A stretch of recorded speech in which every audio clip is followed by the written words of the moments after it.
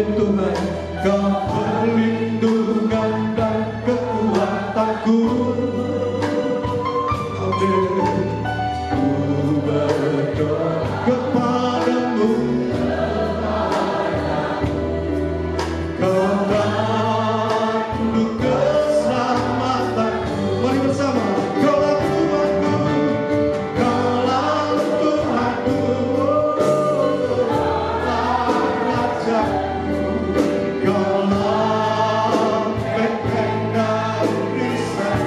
Hatiku rindu menyenangkanmu. Ku sembah sujud kepadamu. Kaulah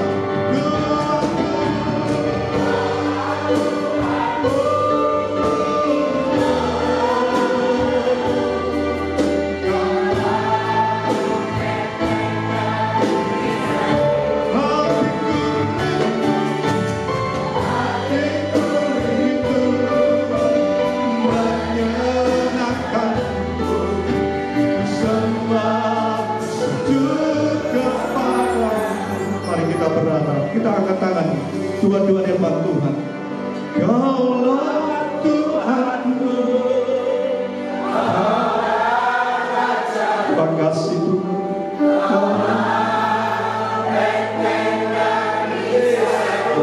Hatiku rindu Tuhan,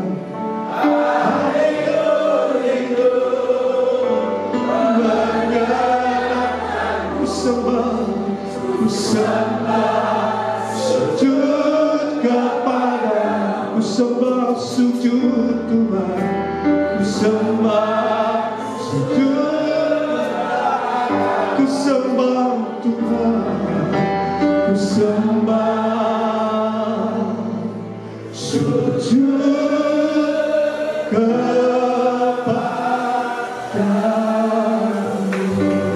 Mari buka suara.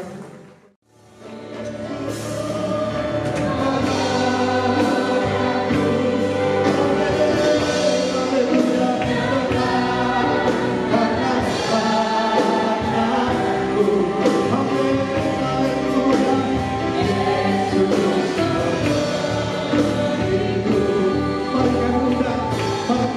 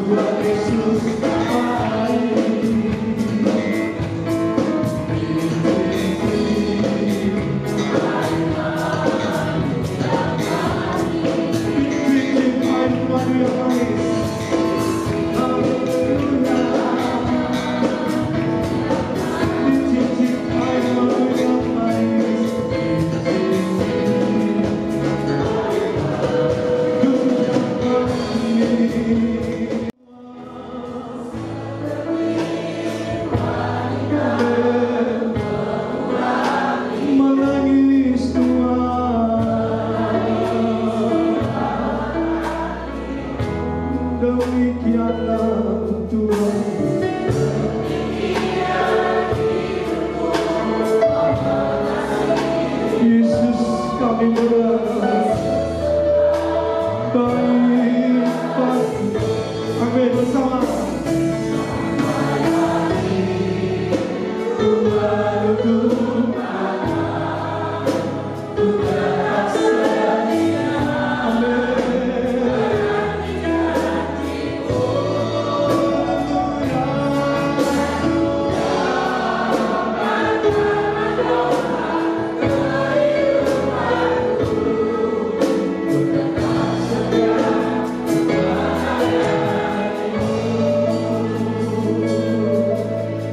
Pujikan lagu ini dengan kekuatan kita. Seperti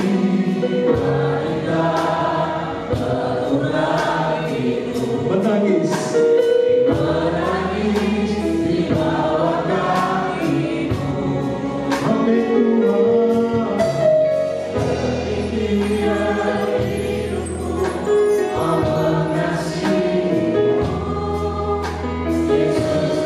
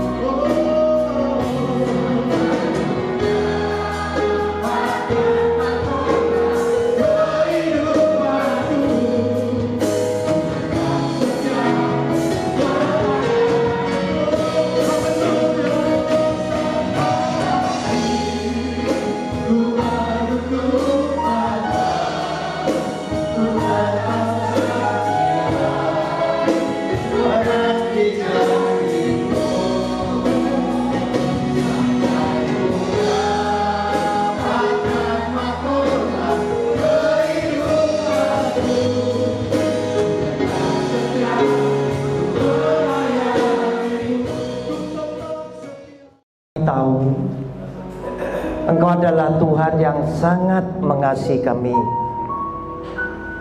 Oleh karena itu Tuhan, di pagi yang indah kami rindukan Tuhan memberkati kami dengan berkat firman-Mu. Kami telah mempersiapkan hati kami sehingga ketika firman-Mu sampai kepada kami, firman-Mu tidak pernah kembali dengan sia-sia.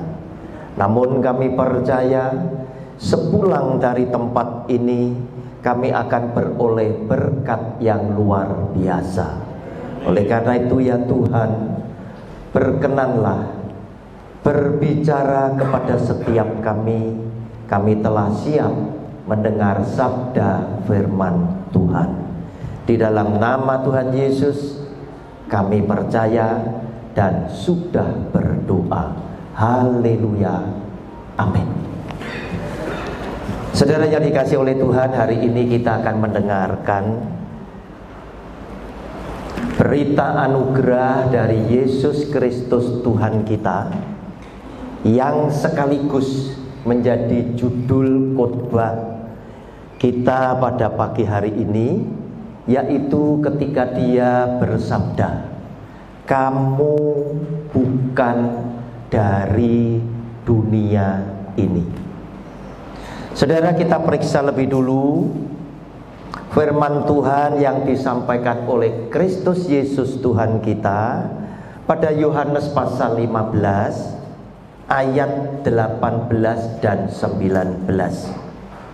Yohanes 15 ayat 18 dan 19.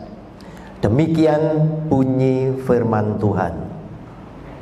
"Jikalau dunia membenci kamu, ingatlah bahwa ia telah lebih dahulu membenci aku daripada kamu. Sekiranya kamu dari dunia, tentulah dunia mengasihi kamu sebagai miliknya. Tetapi karena kamu bukan dari dunia, melainkan aku telah memilih kamu dari dunia, sebab itulah dunia membenci kamu." Saudara yang dikasihi oleh Tuhan, senang jika Anda membaca firman Tuhan khususnya yang disabdakan oleh Yesus Kristus Tuhan kita, saudara jangan membaca sekedar dibaca, sekedar dilewati. Sebab setiap sabda firman Kristus itu punya nilai-nilai yang penting di dalam kehidupan kita sebagai anak-anaknya yang dikasih oleh Dia. Anda baca 2 ayat firman Tuhan ini,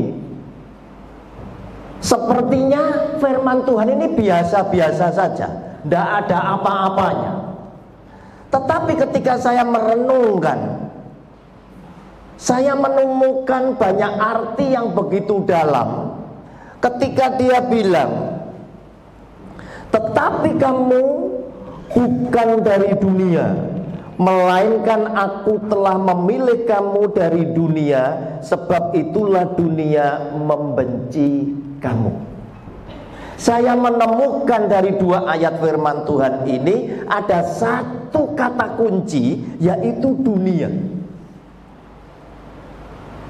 Ternyata saudara dan saya yang masih tinggal di dalam dunia ini, yang dikasih oleh Kristus, Dia tidak ingin kita dimiliki oleh dunia yang kemudian dibinasakan.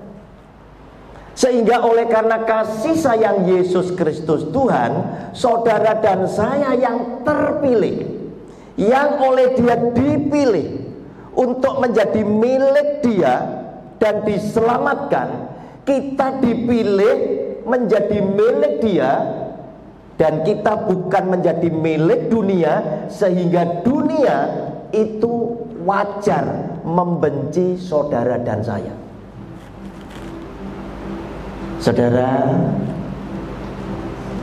kita ingin merenungkan ada apa dengan dunia. Sampai-sampai Rasulnya juga bilang pada Roma 12 ayat yang kedua. Roma 12 ayat yang kedua, Rasul Paulus berkata demikian, janganlah kamu menjadi serupa dengan dunia ini, tetapi berubahlah oleh pembaharuan budimu, sehingga kamu dapat membedakan manakah kehendak Allah, apa yang baik, yang berkenan kepada Allah, dan yang sempurna. Ada apa dengan dunia? Ternyata dunia ini berbicara mengenai penguasanya, yaitu iblis setan dengan segala pengaruhnya yang akan membinasakan para pengikutnya. Saudara, di dalam dunia ada dusta, di dalam dunia ada kepalsuan, di dalam dunia ada pembunuhan, di dalam dunia ada iri hati, di dalam dunia ada perselisihan, di dalam dunia ada kebohongan dan lain sebagainya, yang semuanya membawa dunia dengan segenap isinya.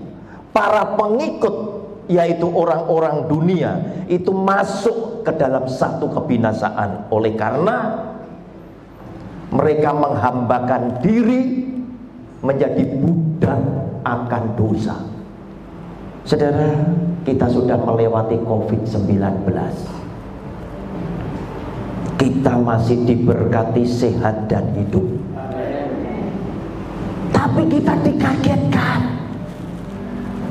Ternyata ini adalah akal-akalan dunia.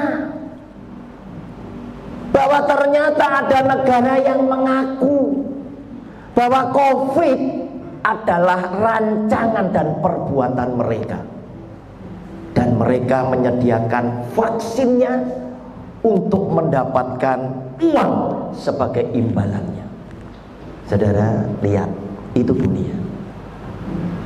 Mereka sudah tidak memperhitungkan lagi harga sebuah nyawa, Dan mereka dengan beraninya, dengan teganya, bukan cuma ratusan jiwa, mungkin ribuan, bahkan jutaan jiwa dikorbankan untuk meyakinkan bahwa vaksin itu dibutuhkan. Saudara yang dikasihi oleh Tuhan, dunia berbicara mengenai iblis setan. Mengapa? Karena Alkitab memang menulis penguasa dunia adalah iblis setan. Saudara yang dikasihi oleh Tuhan, Yakobus pasal 4 ayat yang keempat juga memberikan nasihat kepada kita semuanya agar supaya saudara hati-hati dengan dunia ini. Yakobus pasal 4 ayatnya yang keempat.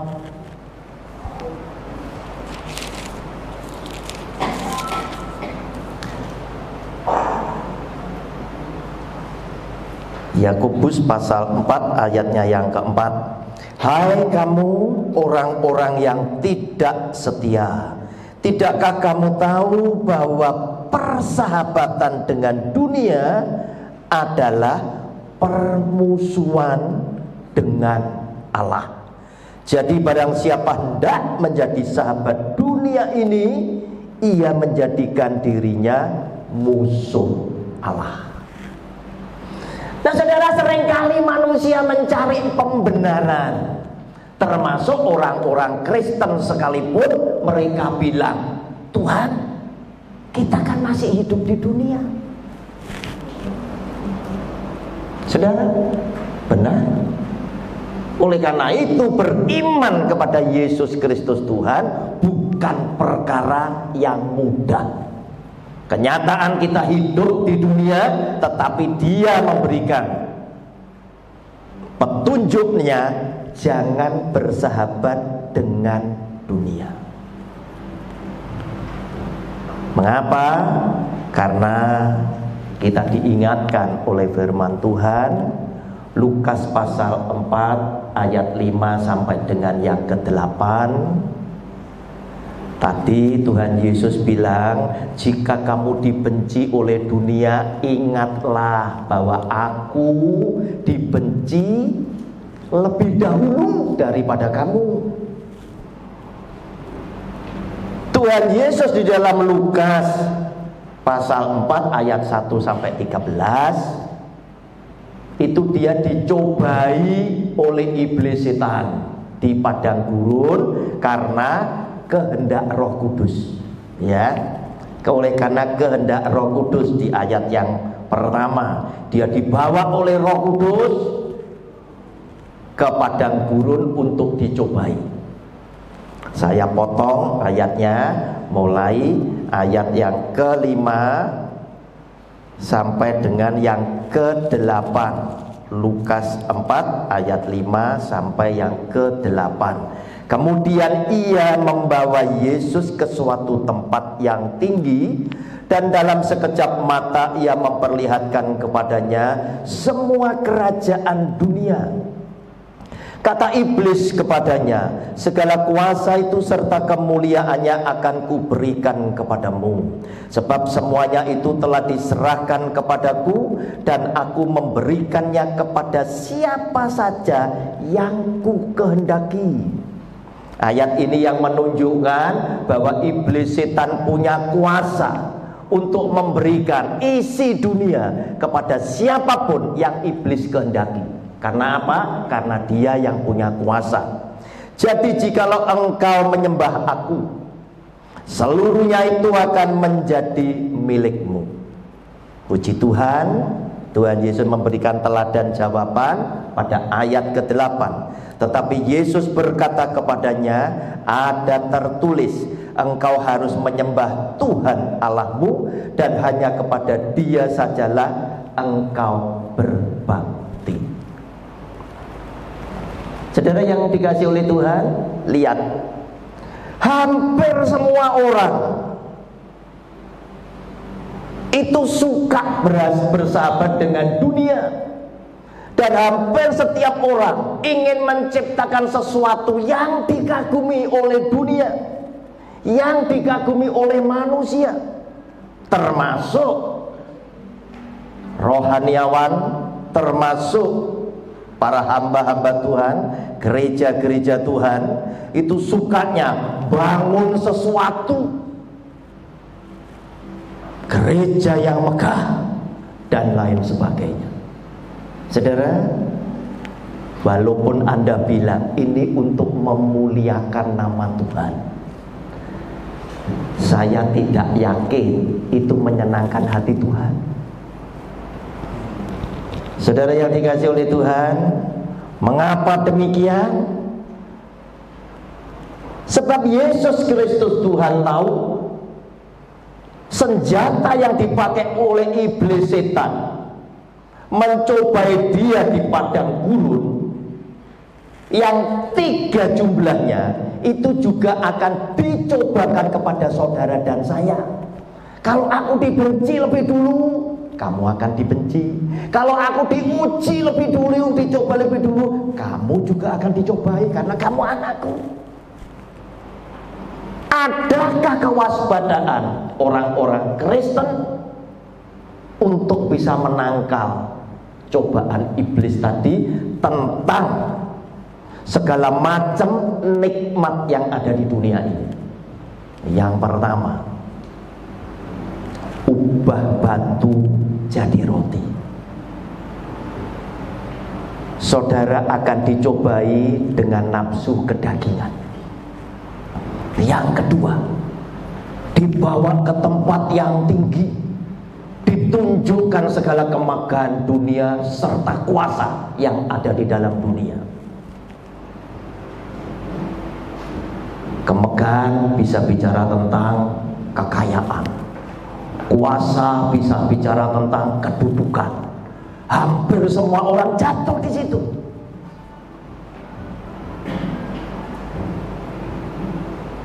Yaitu ditunjukkan dengan keangkuhan mata. Yang berikutnya, Tuhan Yesus dibawa ke tempat yang tinggi dan iblis setannya bilang, ayo jika engkau anak Allah, dari tempat tinggi kamu terjun ke bawah. Dicobai dengan apa? Dengan keangkuhan hidup. Nah saudara, ini yang perlu kita waspadai, yang kita akan alami nanti. Karena Yesus Kristus Tuhan kita sudah dicobai lebih dahulu. Dan tentang kemegahan dunia serta segala kuasa yang ada di dalamnya adalah salah satu yang paling efektif dipakai oleh iblis setan untuk membuat siapapun jatuh di dalam dosa. Kemegahan, kekayaan, kuasa jadi satu. Orang yang sudah pernah nikmati belum tentu mau kehilangan ini. Tetapi apa yang terjadi? Yesus yang adalah Tuhan bilang begini saudara. Lukas pasal 16 ayat 13 sampai 15. Lukas pasal 16 ayat 13 sampai dengan 16. Seorang hamba tidak dapat mengabdi kepada dua tuan, karena jika demikian ia akan membenci yang seorang dan mengasihi yang lain, atau ia akan setia kepada seorang dan tidak mengindahkan yang lain. Kamu tidak dapat mengabdi kepada Allah dan kepada Mammon. Semuanya itu didengar oleh orang-orang Farisi, guru-guru kitab suci, hamba-hamba uang itu, dan mereka mencemoohkan dia. Lalu ia berkata kepada mereka, kamu membenarkan diri di hadapan orang, tetapi Allah mengetahui hatimu. Sebab apa yang dikagumi manusia dibenci oleh Allah. Saudara, yang dikagumi oleh manusia dibenci oleh Allah. Nasihat Rasul Paulus tadi, jangan menjadi seperti dunia ini. Berubahlah menurut akal budimu, supaya kamu tahu mana yang dikehendaki oleh Allah dan mana yang sempurna. Saudara, para rasul sempat kagum dan berkata kepada Yesus Kristus sebagai Tuhan dan gurunya, mengagumi bait Allah yang saat itu mereka kunjungi. Mereka bilang, Tuhan, gedung ini megah sekali. Saudara, Tuhan Yesus ngomong apa? Dia bilang, kamu lihat gedung ini, nanti tidak ada satupun batu yang berada di atas batu yang lain. Artinya apa? Gedung yang megah, bait Allah yang kamu kagumi, itu akan rata dengan tanah. Dan dalam 3 hari aku akan membangunkannya kembali. Dia sedang membicarakan tentang kematian dan kebangkitannya. Dan hari ini bait Allah itu tidak ada lagi, rata dengan tanah. Tuhan tidak suka dengan yang dikagumi oleh manusia. Mengapa, saudara? Karena hal ini juga ada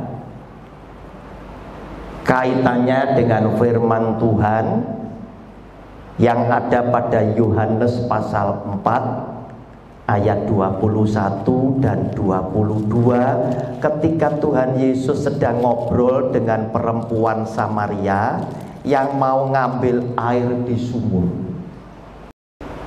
Yohanes 4 ayat 21, 22, kata Yesus kepadanya, percayalah kepadaku hai perempuan, saatnya akan tiba bahwa kamu akan menyembah Bapa, bukan di gunung ini dan bukan juga di Yerusalem. Kamu menyembah apa yang tidak kamu kenal, kami menyembah apa yang kami kenal, sebab keselamatan datang dari bangsa Yahudi. Mengapa? Dia ingin menunjukkan jati dirinya. Keselamatan datang dari bangsa Yahudi atas nama Yesus Kristus Tuhan yang lahir dari suku Yehuda. Saudara, perhatikan ayat 21. Orang Samaria dikasih tahu, kamu nanti tidak akan lagi menyembah Bapa itu di gunung atau di Yerusalem. Mengapa, saudara?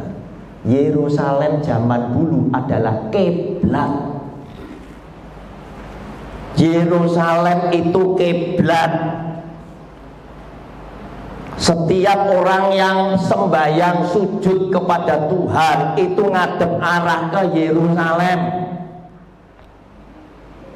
Dan hal-hal yang seperti ini tidak menjadikan hati Yesus Kristus itu berkenan. Nah, sekarang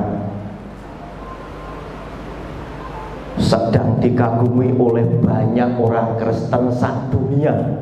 Gereja di Nigeria lebarnya 3 km, panjangnya 3 km, anggotanya 20 juta.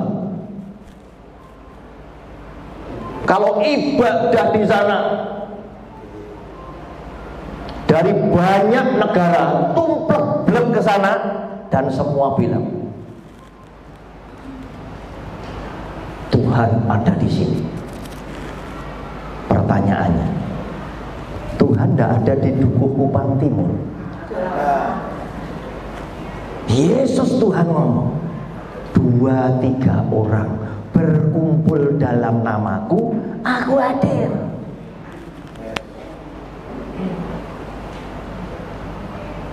Tuhan belum tentu berkenan dengan apa yang dikagumi oleh dunia.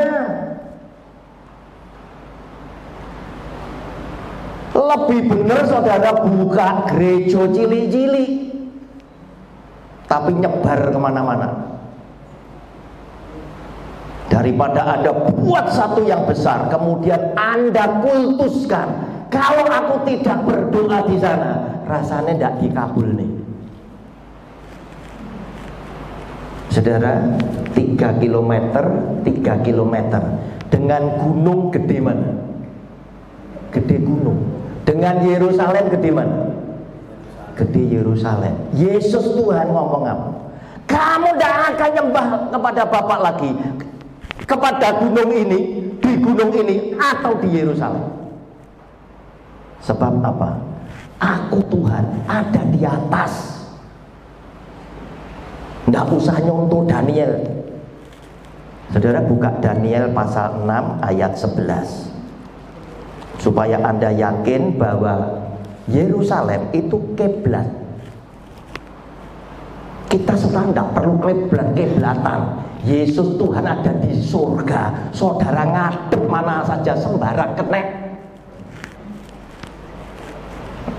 Daniel 6 ayat 11. Demi didengar Daniel bahwa surat perintah itu telah dibuat, pergilah ia ke rumahnya. Dalam kamar atasnya ada tingkap-tingkap yang terbuka ke arah Yerusalem.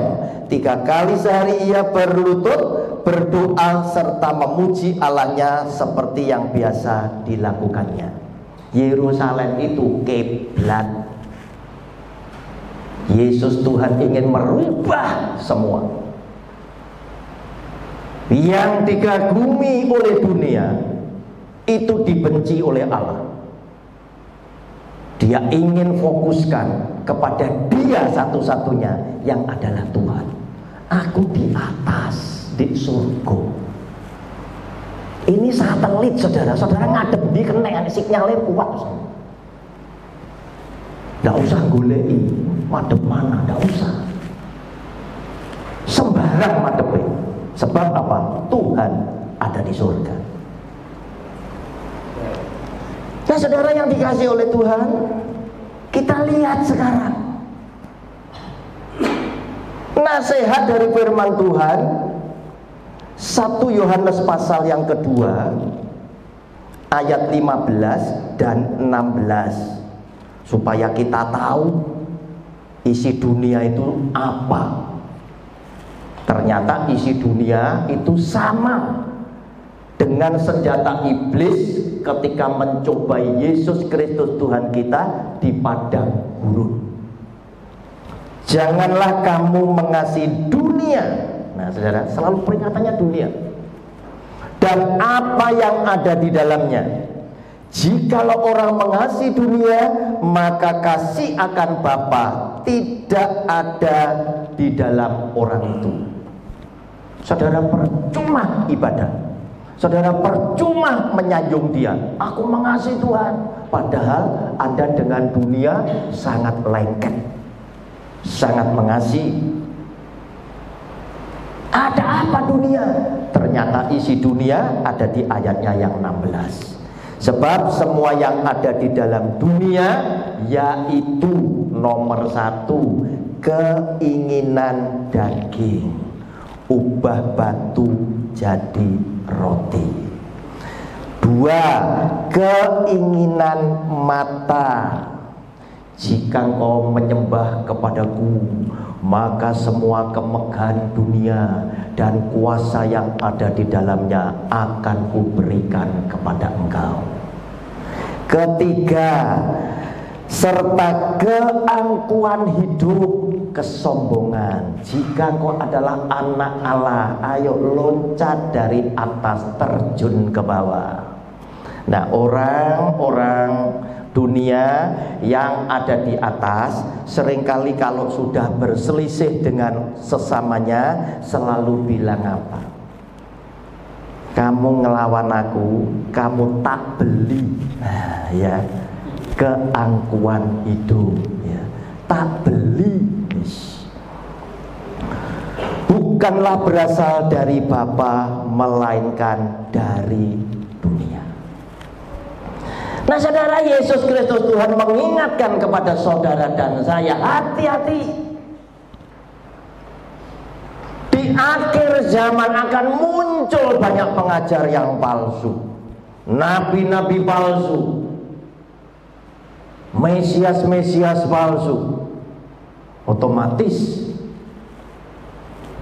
kita perlu waspadai, karena dia yang sudah memperingatkan kepada kita semua. Nah saudara, jangan terkecoh. Yang palsu pasti juga masih pakai merek yang asli, supaya kepalsuannya tidak mudah ditangkap. Yang palsu pasti pakai merek sama dengan yang asli. Jadi nanti atau zaman sekarang banyak pendeta pembicara yang masih bilang Yesus adalah Tuhan, Yesus adalah juru selamat, Yesus adalah anak Allah. Itu biasa. Anda jangan terkecoh hanya karena dia pakai nama Tuhan Yesus, Anda langsung bilang ini asli. Anda bisa tersesat. Bagaimana caranya kita mengetahui? Yang bisa kita ketahui adalah serangkaian dari mereka punya pengajaran, arahnya kemana, itu yang menentukan asli atau palsu. Contoh, Tuhan mengutus Samuel, seorang nabi. Samuel urapi Daud anak Isai menjadi raja. Saul masih raja waktu itu. Samuel cuma ngurapi Daud karena Samuel tahu Tuhan berkenan menjadikan Daud pasti jadi raja. Walaupun Daud dikejar mau dibunuh oleh Saul, tidak bisa. Zaman sekarang mulai banyak muncul pendeta yang mendoakan capres 1, capres 2, capres 3. Jemaatnya bingung loh, saudara. Asli bingung. Tuhan pun juga bingung. Loh, ini hamba kok apa bukan ini? Ngerti sudah? Dia pasti akan minta seorang hamba Tuhan doakan yang pasti jadi. Jangan semua doakan. Terus nanti kalau jadi presiden terus ngeklaim doa orang benar dikabulkan. Lah telu-telu doa nih. Iya. Iya. Kontestannya tiga didoane kabeh. Jemaatnya bingung. Aku dukung yang mana ini? Kan bingung. Saudara, hati-hati. Adakah petunjuk firman Tuhan untuk mengetahui antara yang asli dan yang palsu? Jawabnya ada. Sebab apa? Tuhan untuk hal-hal yang penting Dia memberikan petunjuk kepada saudara dan saya. 1 Yohanes pasal yang keempat ayat 1 sampai ke 6.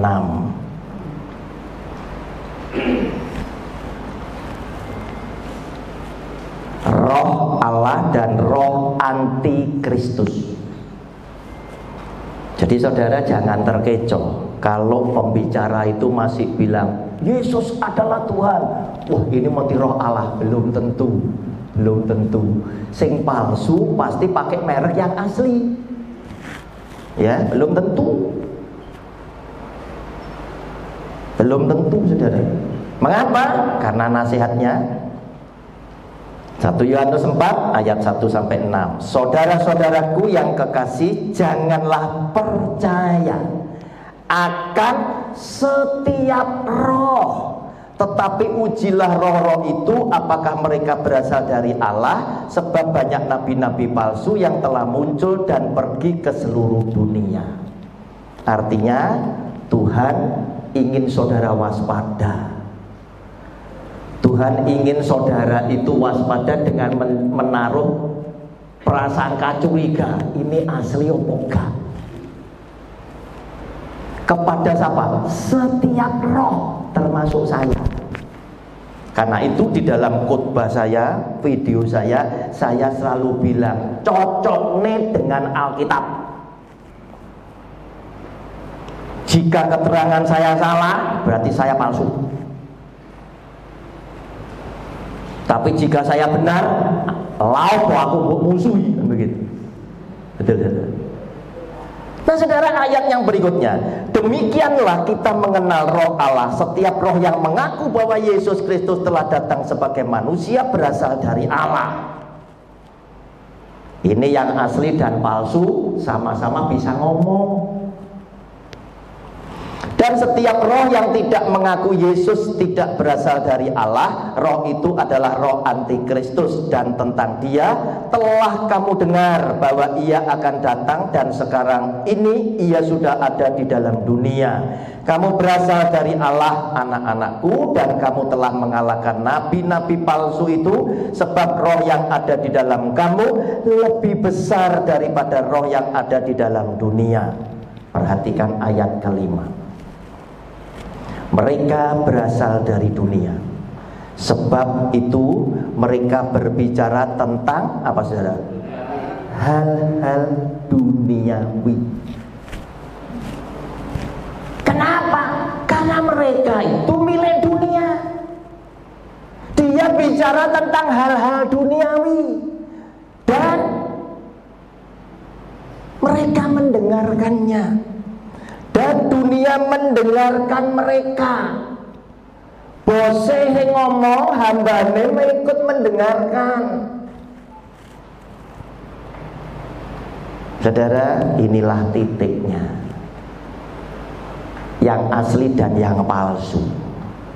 Kalau yang asli, dia akan bicara tentang Yesus yang mati di atas kayu salib, penebus dosa saudara dan saya, dosa dunia, karena kasih sayangnya yang luar biasa. Sehingga kita pun adalah orang-orang yang siap menderita bersama Kristus, karena kita tahu lewat penderitaan kita bersama dia, kita pun akan dimuliakan bersama dengan kebangkitan Kristus. Saudara, kalau saudara menjumpai pembicara, pendeta yang selalu khotbah tentang sukses jasmani, dalam tanda kutip, saudara harus curiga. Bolak-balik kok ngomong ini toh? Kok yang diceritakan isi dunia saja? Tentang sukses, tentang kesembuhan, tentang mukjizat dan lain sebagainya. Kita boleh mulai berpikir. Saudara yang dikasih oleh Tuhan, para rasul membayar harga dengan kesetiaan yang luar biasa. Tetapi mereka tidak hidup secara jasmani enak loh. Matinya sangat menyedihkan. Saudara dikasih oleh Tuhan, berbeda sekali dengan pemberitaan firman Tuhan zaman sekarang. Seakan-akan jika engkau sudah beriman kepada Tuhan, segala persoalan hidup tidak akan menghampiri kamu. Nah, saudara hati-hati itu. Saudara dapat janji itu bukan dari firman Tuhan, dari sing ngomong. Padahal Alkitab gak nyatet. Lah kok percaya? Goblok teman. Paham? Nah, saudara yang dikasih oleh Tuhan, ayat 6 berkata, kami berasal dari Allah. Barang siapa mengenal Allah, ia mendengarkan kami. yaitu ajaran-ajaran tentang salib Yesus Kristus Tuhan. Orang benar tidak kebal masalah, tetapi orang benar disertai sampai akhir zaman. Penyertaan ini lebih penting daripada hal-hal yang jasmani. Ketika kita disertai oleh Tuhan kita akan menjadi orang yang dicukupkan oleh Dia. Kenapa? Karena ada Bapa yang sangat mengasihi kita. Barang siapa tidak berasal dari Allah, ia tidak mendengarkan kami. Itulah tandanya, roh kebenaran dan roh yang menyesatkan. Saudara, kita bukan dari dunia ini. Sebab Yesus yang adalah Tuhan itu berkenan memilih saudara dan saya untuk menjadi miliknya, dan kita diselamatkan. Oleh karena itu, jaga hidupmu, jangan serong ke kiri, jangan serong ke kanan.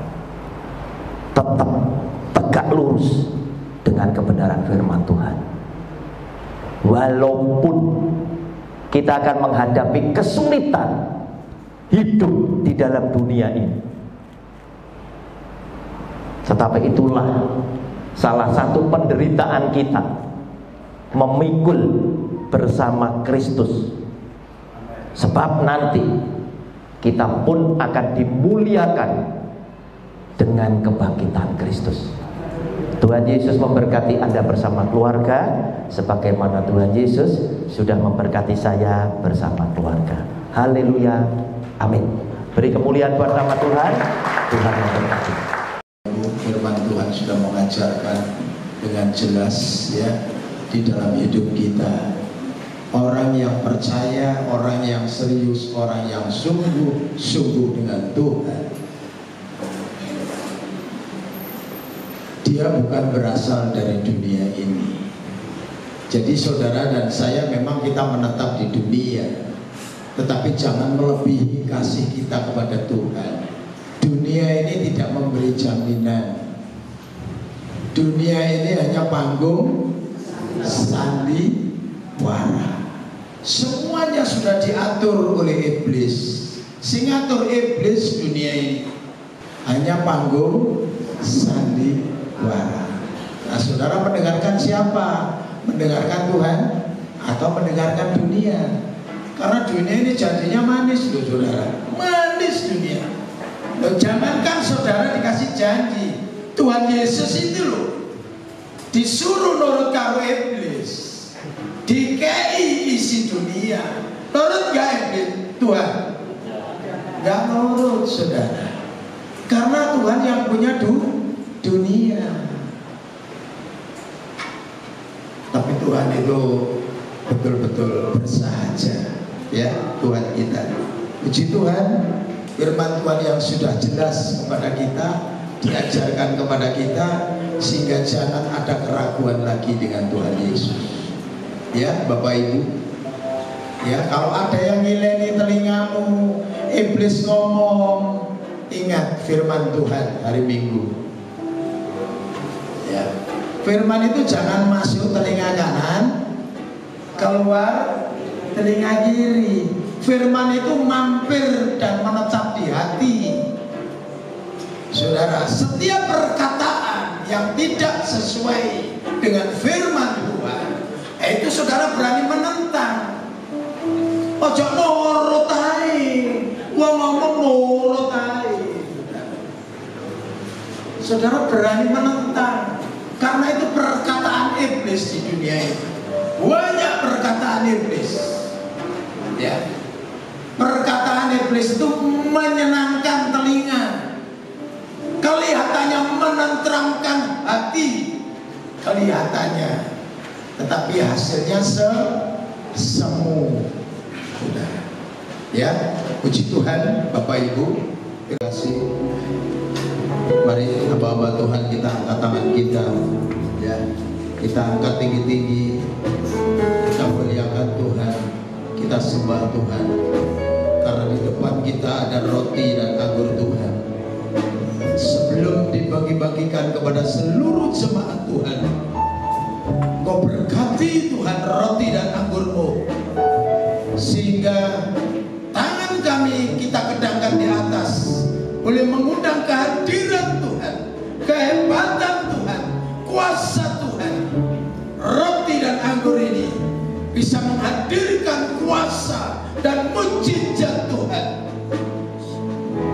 Sebentar setiap jemaat yang menikmati roti dan anggur, Kau berkati mereka, beri kekuatan mereka, kesehatan mereka, pelihara Tuhan, sehingga perjamuan kudus ini tidak sia-sia atas kehadiran seluruh jemaat-Mu. Roti dan anggur-Mu ini kami berkati di dalam nama Tuhan Yesus Kristus. Yang percaya kita katakan amin.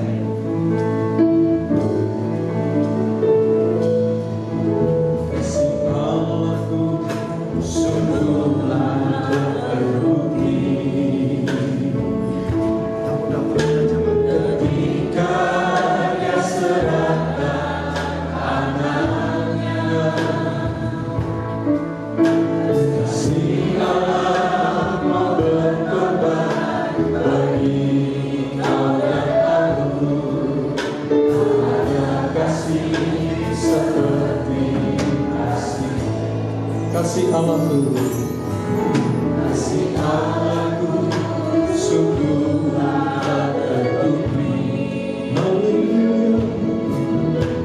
Ketika Dia serahkan amanahnya, kasih Allah berkorban bagi kau dan aku. Ada kasih seperti bersyukur, bersyukurlah, bersyukur, bersyukur, bersyukurlah, bersyukur karena kasih setiamu.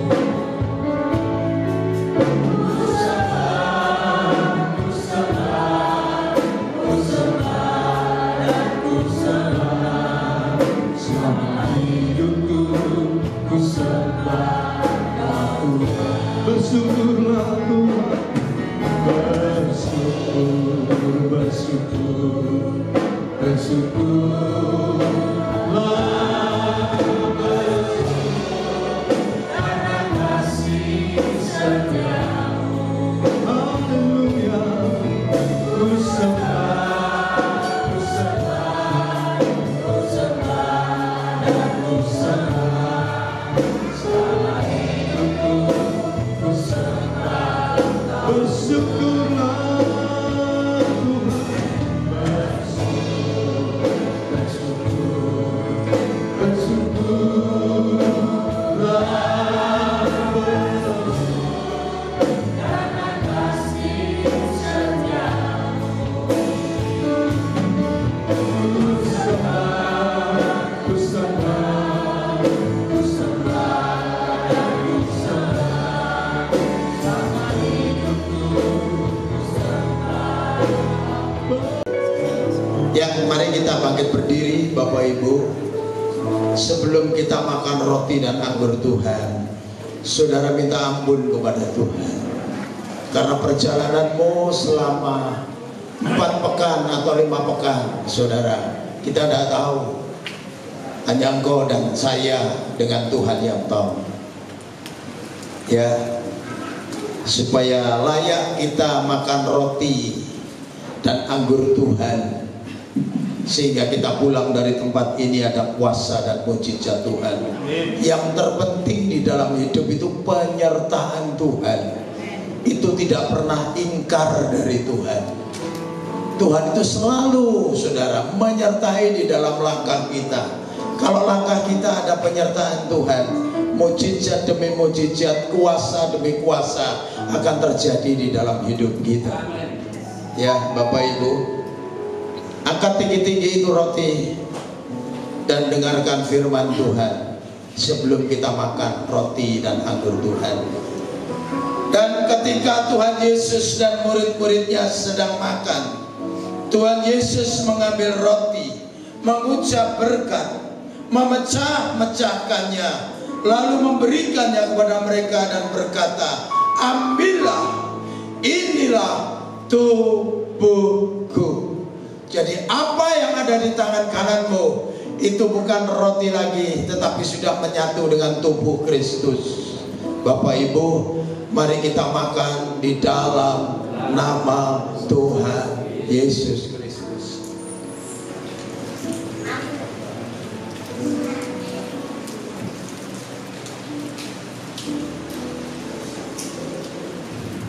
Pindahkan anggur di tangan kananmu.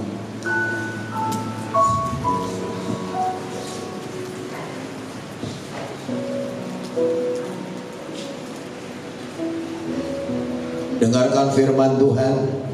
Dan Tuhan Yesus berkata kepada mereka, inilah darahku, darah perjanjian yang ditumpahkan bagi banyak orang. Jadi apa yang ada di tangan kananmu, anggur itu sudah menyatu dengan darah Kristus yang berlelehan di atas kayu salib. Bapak Ibu, mari kita minum di dalam nama Tuhan Yesus Kristus.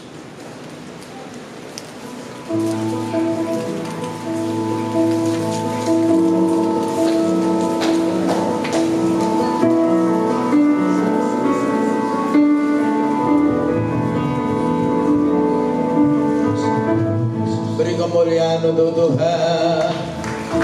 Beri kemuliaan untuk Tuhan. Kita rayakan atas kemenangan kita. Dari kuasa kegelapan, kuasa iblis, kuasa setan, bersama Tuhan Yesus.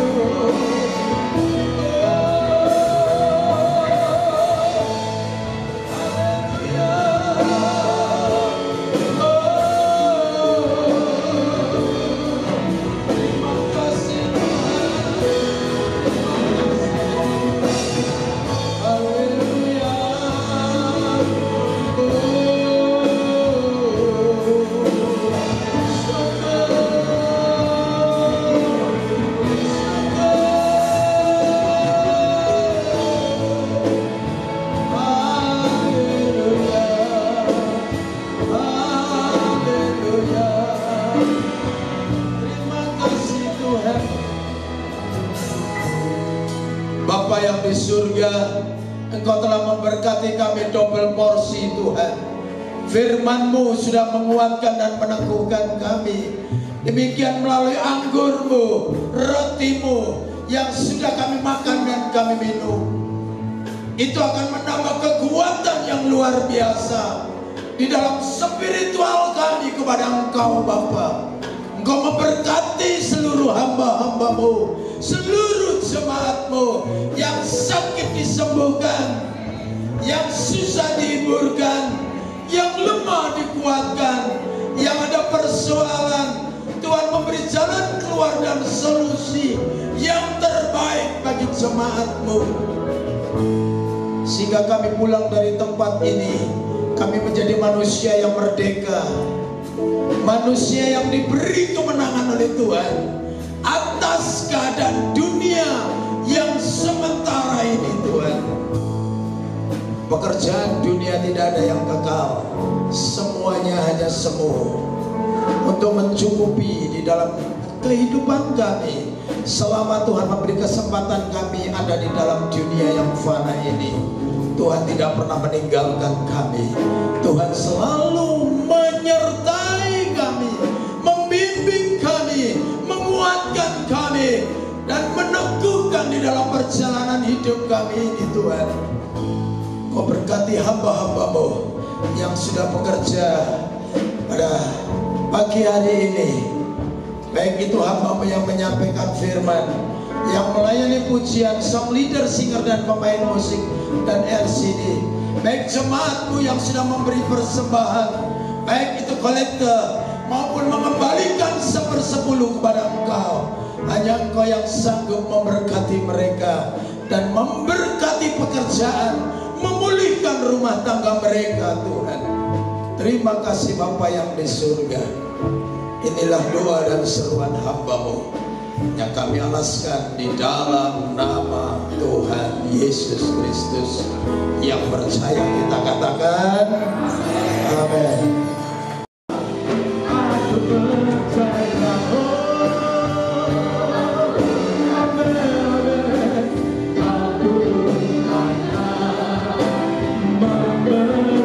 Aku percaya, aku percaya, amin. Tuhan Tuhan, Kau turunlah, memberikanku. Aku percaya, Kau turunlah, memberkatiku. Memberkatiku, Kau turunkan,